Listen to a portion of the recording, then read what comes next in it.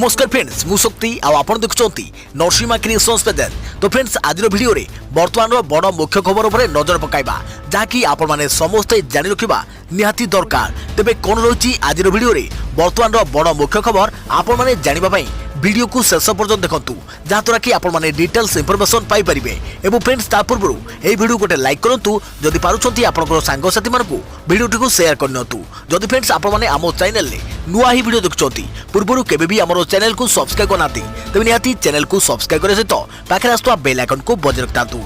तो friends number 1 रे रही व्हाइट हाउस रे मोदी बाइडेन द्विपाक्षिक आलोचना। 3 दिनिया अमेरिका गस्तर थिबा प्रधानमंत्री नरेंद्र मोदी शुक्रवार व्हाइट हाउस रे अमेरिका राष्ट्रपति जो बाइडेन को साक्षात करिसंती। दुहे प्रथम थर लगी परस्पर को भेटिसंती। एही साक्षात्कार अनेक दृष्टिकोणरू बहुत गुरुत्वपूर्ण बोली कहा जाउछि। मोदी और बाइडेन को मध्य द्विपाक्षिक आलोचना होइछि। कोरोना जलवायु परिवर्तन समेत विभिन्न प्रसंग पर आलोचना करिवे मोदी और बाइडेन। एही बैठक पूर्व बाइडेन ट्वीट करी कहिथिले जे से भारत सह मजबूत संपर्क पई प्रतिश्रुतिबद्ध। राष्ट्रपति हेबा परे बाइडेन और मोदी मध्य अनेक थर फोन रे कथबार्ता होइछि, किंतु बाइडेन और मोदी प्रथम थर मुहांमुही परस्पर को साक्षात करिसंती। एही साक्षात्कार पूर्व अमेरिका प्रशासन जने अधिकारी कहिथिले जे राष्ट्रपति जो बाइडेन शुक्रवार प्रधानमंत्री मोदी सह तांकर प्रथम द्विपाक्षिक बैठकर प्रतीक्षा करिसंती। अमेरिका गस्तर प्रथम दिन रे मोदी 5टी कंपनी सीईओ ऑस्ट्रेलिया और जापान प्रधानमंत्री सह साक्षात करथिले। एसो मोदी अमेरिकार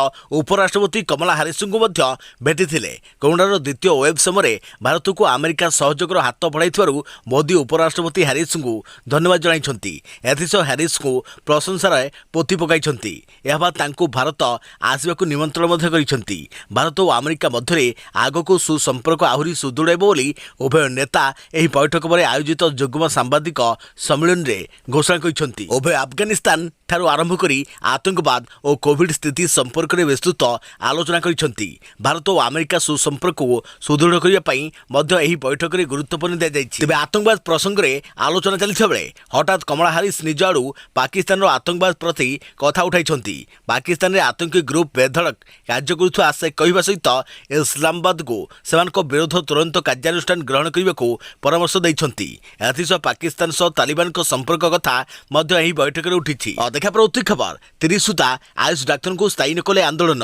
राज्य में पीएससी सीएससी रे गत 14 वर्ष धरी चुक्ति भित्तिरे 1150 आयुष डाक्तर कार्य करुछंती। राष्ट्रीय स्वास्थ्य मिशन अधीन रे कार्य करुवा आयुष डाक्तर को स्थायी नियुक्ति देबा लागि दाबी करिछि निखिल ओडिशा आयुष डाक्तर संघ।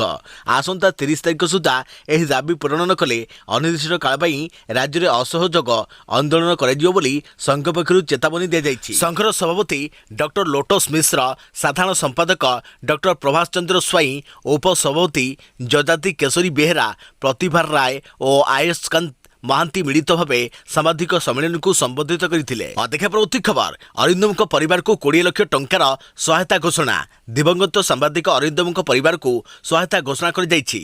ओटीवी पक्षरु 20 लाख टंकार सहायता घोषणा करिसंती ओटीवी एमडी जग्गी मंगत पंडा। एसहित अरिंदम अकाल वियोग अपूरणीय क्षति केवल मो पाई नुहे सारा अनुष्ठान पाई अपूरणीय क्षति। आउ जड़े अरिंदम केबे भी सृष्टि हो पारे ना कौन आर्थिक सहायता एक अपूरणीय क्षति भरणा कर बोली से कहते। शुक्रवार मंडली ब्यारेज ठारे फसी रही एक हाथीटी को उद्धार करने ओड्राफ टीम रो बोट ओलटी पड़ा जो ओटीवी रिपोर्टर अरिंदम दास और कैमेरा पर्सन प्रभात सिन्हा रही। परवर्ती समय एक देशी डंगा साहाय्य अरिंदम को उद्धार कर कटक एससीबी मेडिकल रे भर्ती कर मात्र सेठारे पहुंचा पूर्व ही आर पारी को चली जाते अरिंदम। अन्यपटे कैमेरामैन प्रसन्न सिन्हा को गुरुतर भाव में आयुषी भर्ती कर एससीबी जरूरीकालीन अधिकारी सूचना देते। अरिंदम अकाल मृत्यु नहीं खबर मिलवा पर ओडिया गणमाध्यम शोकर छाया खेली जाइछि। क्राइम रिपोर्टर भाव में क्यारियर आरंभ कर जड़े निर्भीक दुसाहसिक भाव में खबर संग्रह करुवा एभली जड़े सांबादिक आज ओडिया सांबादिकता जगत हराइछि। सेहिभଳି एही बोट दुर्घटना रे जड़े ओड्राफ कर्मचारी निखोज अछंती। तांको खोजाखोजी काम जारी रहितबा बेले उद्धार ओड्राफ कर्मचारी मध्यरु 3 जण आईसीयू रे भर्ती होइछंती। देखा प्रवृत्ति खबर आसुची बात्या डियामो। आईएमडी पक्षर पूर्वानुमान बारी आसुची बात्या आसंता 26 तारिख में स्थलभाग छुईब बोली पूर्वानुमान करिछि भारतीय पाणीपाग विभागर आईएमडी। दक्षिण ओडिशा उत्तर आंध्र प्रदेश स्थलभाग अतिक्रम करियो बोली कहुछि। यह ओडिशार गोपालपुर और आंध्र प्रदेशर विशाखापाटनार मध्यमगे रही कलिंगपट्टनम दे गति करिବ ବୋଲି प्राथमिक सूचना मिली। हस्तगत होता सूचना मुताबक बंगोपसागर सृष्टि होता लघुचाप बर्तमान ऑयल मार्क रे परिणत होती। आसंता 12 घंटा मध्य यह डीप डिप्रेशन बा गभीर अवपात परिणत हो अधिक घनीभूत हेले यह बात्यार रूप नेब। यार प्रभाव में घंटा प्रति 60 ରୁ 70 किलोमीटर बेगरे पवन बहिबा सह प्रबल वर्षावर आकलन करिछि भारतीय पाणीपाग विभाग। समय समय पवन बेग घंटा प्रति 90 ରୁ 100 किलोमीटर मध्य होई पारे। आईएमडी आकलन अनुଯାयी बर्तमान यह गोपालपुर ठारू 670 किलोमीटर पूर्व दक्षिण में रही बेले कलिंगपट्टनम ठारू 740 किलोमीटर दूर में अवस्थित करिछि। यह प्रभाव में आज घंटा प्रति 50 ରୁ 60 किलोमीटर बेगरे पवन बहिबा सह 26 तारिख घंटा प्रति 70 ରୁ 80 किलोमीटर बेगरे पवन बहिब। सेहीपरि स्थल विशेष में यह 90 ରୁ 100 किलोमीटर मध्य छुईब बोली कहुछि। देखा प्रवृत्ति खबर सिविल सर्विसेस मेन 2020 परीक्षाफल यूपीएससी मेन परीक्षाफल घोषित। 2020 रे अनुष्ठित सिविल सर्विसेस मेन परीक्षा फल को union public service commission UPSC घोषणा करिछि। एही परीक्षा मोट 761 जन प्रार्थी पास करिसंती। शुभम कुमार नामक जने परीक्षार्थी जहाँकर रोल नंबर 15192994 से परीक्षा प्रथम स्थान अधिकार करिसंती। एही परीक्षा रे अंशग्रहण करितबा परीक्षार्थी माने static.pib.gov.in उपरे क्लिक करी सेमानकर फल जांच करि परिबे। साधारण वर्गर 263 प्रार्थी आर्थिक पछुआ श्रेणी 86 जन अन्य पछुआ श्रेणी 229 अनुसूचित जातिर 122 जन अनुसूचित जनजातिर 61 जन परीक्षार्थी एही परीक्षा रे उत्तीर्ण होइछंती। या परे मोट 761 जन प्रार्थी परीक्षा रे उत्तीर्ण होइछंती। या व्यतीत 150 जन प्रार्थी को रिजर्व रे रखा जाइछि। देखा प्रवृत्ति खबर आज पिपिल रे प्रचार करिवे धर्मेंद्र। पिपिली उपनिर्वाचन में बीजेपी प्रार्थी अश्वनी पट्टनायक शनिवार दिन प्रचार करेंगे केन्द्रमंत्री धर्मेंद्र प्रधान। एथिपाई से दिनिकिया ओडिशा गस्तरे आसुछंती। आज सकाळे बीजेपी राज्य कार्यालय में अनुष्ठित होबाकु थिबा पंडित दीनदयाल उपाध्याय 106तम जयंती कार्यक्रम में केन्द्रमंत्री जोगदेवे पर पिपिली अभिमुखे गस्त करेंगे। देखा प्रवृत्ति खबर सरकार नुआ नियम एही उपरे गाड़ी चालक देखिपारे निजर डॉक्यूमेंट। गाड़ी चालकों रही एक बड़ खुशी खबर। आपण गाड़ी चलाउथुवा समय चेकिंग बेले असुविधार सामना करने पड़ो ना। ड्राइविंग लाइसेंस और आरसी बा रजिस्टर सर्टिफिकेट को नहीं सरकार आनिले नुआ नियम। सबुबले सड़क परिवहन नियम को नहीं किछि ना किछि परिवर्तन हेउछि। तेबे आज एभली एक बड़ परिवर्तन सरकार घोषणा करिसंती। तेबे वर्तमान आपन को ड्राइविंग लाइसेंस और आरसी गाड़ी चलाइबा समय आउ निज साथरे नेबा पई पड़िबो नाही। कारण आपण डिजी लॉकर प्लाटफॉर्म बा एम परिवहन मोबाइल आप रे निजर गाड़ीर सबू कागजपत्र को आपण डॉक्यूमेंट भावे देखिपारे और यह आपण उपयुक्त स्थान में देखाई पारे। दिल्ली सरकार परिवहन विभाग तरफ दि जाइथिबा नोटिस अनुसार डिजी लॉकर प्लाटफॉर्म बा एम परिवहन मोबाइल आप रे आपण निज गाड़ीर ड्राइविंग लाइसेंस और रजिस्ट्रेशन सर्टिफिकेट सहित गाड़ीर अन्य जेकोसी कागजपत्र को डॉक्यूमेंट बा डिजिटल भावे सेव कर रखिपारे। तेबे परिवहन विभाग द्वारा दि जाइथिबा प्रमाणपत्र अनुଯାयी एगुड़िक आईनगत भाव वैध बोली विभाग पक्षर कहुछि। यह स्पष्ट करुछंती जे अन्य कौनसी रूपरे ड्राइविंग लाइसेंस एवं रजिस्ट्रेशन सर्टिफिकेट सॉफ्ट कॉपी मुख्य रेकर्ड भाव ग्रहण कर नहीं। देखा प्रवृत्ति खबर आईटीआर तथ्य चोरी मामला 3 युवती निबिड़ संपर्क में सचिन। पुणी चांदीपुर में क्राइमब्रांचर तनाघना हनी ट्रैप रे 4 महिला एजेंट टंका कारबार पछर कारपोर्टदार को खोजुछि। चांदीपुर आईटीआर निर्देशक गाड़ी ड्राइवर थिबा उत्तर प्रदेश सचिन कुमार छत्ता 3 जन युवती संपर्क में थिला। आईटीआर रे स्थायी कर्मचारी थिबा सचिन निर्देशक गाड़ी रे विभिन्न स्थान को नेबा आनिबा करुथारु एही समय क्षेपणास्त्र संपर्कित गुरुत्वपूर्ण आलोचना सुनी सचिन पाकिस्तान महिला एजेंट को बिक्री करिथुवा संदेह करि जाउछि। पूर्वरु पाकिस्तानी गोइंदा संस्था आईएसआईआर जने महिला हनी ट्रैप करी 5 जन को प्रेम जाल रे फसाइबा कथा हेउथुवा बेले एबे आहुरी 3 जनक संपृक्ति सामना को आसिया परे चांचल्य सृष्टि करिछि। आज 5 अभियुक्तक रिमांड शेष होइथारु अपराह्न रे बालेश्वर एसडीजेएम को अदालत रे हाजर कर जाइथिला परे बालेश्वर मुख्य कारागार को पठाई दिया जाइथिबा सूचना मिली। देखा प्रवृत्ति खबर पुरी रे पहुंचले सुप्रीम कोर्ट प्रधान विचारपति। आज महाप्रभु को दर्शन करिवे। 2 दिनिया ओडिशा गस्तरे आसिथिबा सुप्रीम कोर्ट प्रधान विचारपति जस्टिस एनवी रमणा शुक्रवार ओडिशा रे पहुंचिसंती। संध्या 7:55 रे भुवनेश्वर विमानबंदर रे पहुंचा परे ओडिशा हाईकोर्ट मुख्य विचारपति डॉक्टर एस मुरलीधर, मुख्य शासन सचिव सुरेश चंद्र महापात्र, जीडीपी अभय और अन्य माने तांको स्वागत जणाइथिले। କରିଥିଲେ। ଏହାପରେ ସେ ରାତି ପ୍ରାୟ 9ଟା ସମୟରେ ପୁରୀଠାରେ ପହଞ୍ଚିଛନ୍ତି। ପୁରୀରେ 5T ସଚିବ ଭିକେ ପାଣ୍ଡିଆନ୍, ଶ୍ରୀମନ୍ଦିର ମୁଖ୍ୟ ପ୍ରଶାସକ କ୍ରିଷନ କୁମାର, ସାଂସଦ ପିନାକୀ ମିଶ୍ର, ଜିଲ୍ଲାପାଳ ସମର୍ଥ ବର୍ମା ପ୍ରମୁଖ ତାଙ୍କୁ ସ୍ୱାଗତ କରିଥିଲେ। ପୁରୀରେ ପହଞ୍ଚିବା ପରେ ସେ ହୋଟେଲ ମେଫେୟାରଠାରେ ଅବସ୍ଥାନ କରିଛନ୍ତି। ପ୍ରଧାନ ବିଚାରପତିଙ୍କ ଗସ୍ତକୁ ଦୃଷ୍ଟିରେ ରଖି ବ୍ୟାପକ ସୁରକ୍ଷା ବ୍ୟବସ୍ଥା ଗ୍ରହଣ କରାଯାଇଛି। ଖବର ଆଫଗାନିସ୍ତାନରେ ଫେରୁଛି ପୁରୁଣା ତାଲିବାନୀ ଦଣ୍ଡ ବ୍ୟବସ୍ଥା।